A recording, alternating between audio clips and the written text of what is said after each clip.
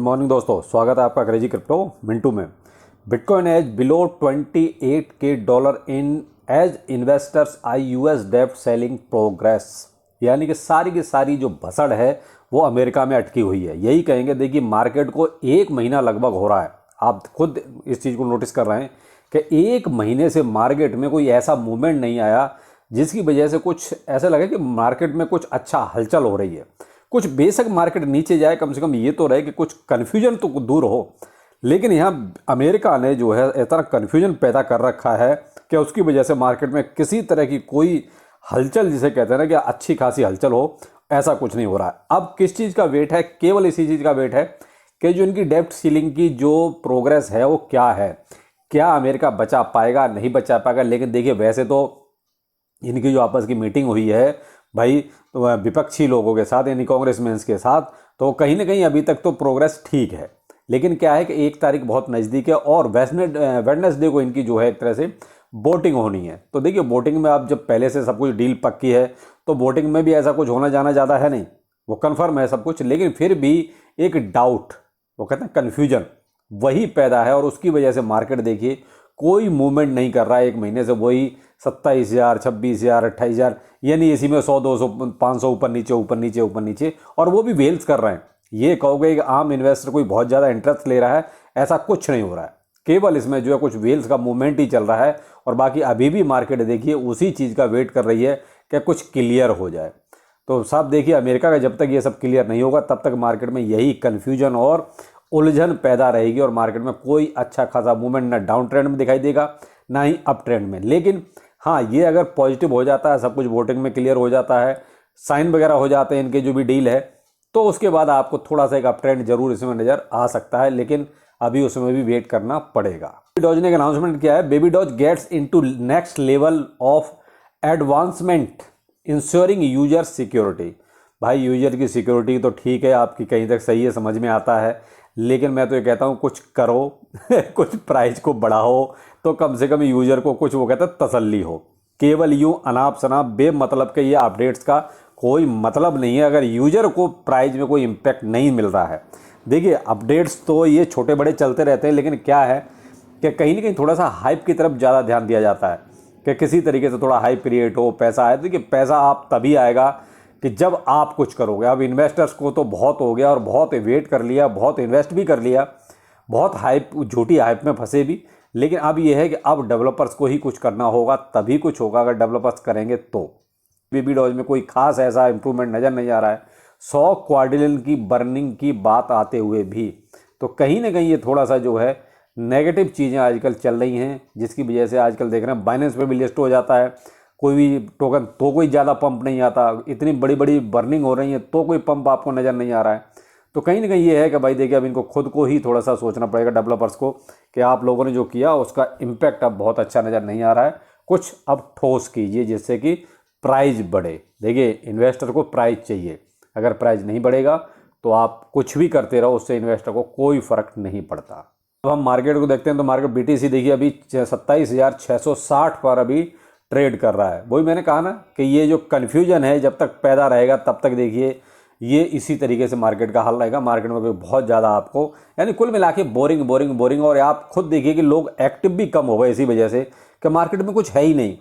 कि यहाँ देखिए इथेरियम आपका 1854 पर अभी ट्रेड कर रहा है और XRP में ज़रूर आपको जो है कुछ थोड़ा अच्छा नज़र आ रहा है, क्योंकि ये आपको 6-7% अप ट्रेंड में दिखाई दे रहा है। उसकी वजह है इसका, वही एक मैं आपको पहले भी इसमें अपडेट कर चुका हूँ, इसका जो लॉ शूट है उसके बारे में निकल के आ रहा है कि जुलाई में कुछ पॉजिटिव हो सकता है, ऐसा XRP के फेवर में जा सकता है, यानी कि रिपल के फेवर में जा सकता है। तो इस वजह से कुछ मूवमेंट अच्छे इसमें हो रहे हैं। तो XRP का तो देखिए हमेशा से वही रहा है, अगर ये लॉ शूट आपका उसके फेवर में जाएगा तो प्राइस अप जाएगा। और अगर मान लीजिए लॉ शूट का पूरी तरीके से 100% रिजल्ट अगर XRP के फेवर में जाता है तो देखिए यहाँ फिर आपको ये कहते हैं आपके हाथ में नहीं आएगा, फिर ये अनाप शनाप बढ़ेगा। आप ये मान लीजिए, ये केवल अभी क्या है, पंप डंप अगर होता है तो उसकी वजह वही है कि थोड़ा सा नेगेटिव न्यूज आती है तो इसको लोग सेल कर देते हैं, और जैसे ही लगता है कि कुछ पॉजिटिव हो रहा है बाय करते हैं। तो इसी चक्कर में इसका अप एंड डाउन आपको दिखाई दे रहा है प्राइस में। तो आप थोड़ा सा इसके बारे में, मैंने हमेशा वही कहा कि भाई रिस्क ले सकते हो अगर आप, तो इसके बारे में आप सोच सकते हो, लेकिन इसका प्राइस लॉ सूट पर ही डिपेंड करता है। लॉ साइन आपका देखिए 5 टाइम 0 8 6 5 की सीरीज में है, जो कि अब 15वीं सीरीज पे आ गया है, जो 14वीं सीरीज पे चलता था अब 15 पे आ गया है। यानी कि सीरीज ऊपर जाने के बजाय इसकी सीरीज नीचे चल रही है। तो कहीं ना कहीं देखिए पूरी मार्केट का हाल ख़राब है, कन्फ्यूजन का है, लोगों ने फिलहाल इंटरेस्ट लेना बंद कर दिया है। वो कहते हैं आजकल लोग, आप यूट्यूब पर भी देख रहे हैं कि लोग स्टॉक मार्केट के आपको जो है प्रिडिक्शंस बताने लगे हैं।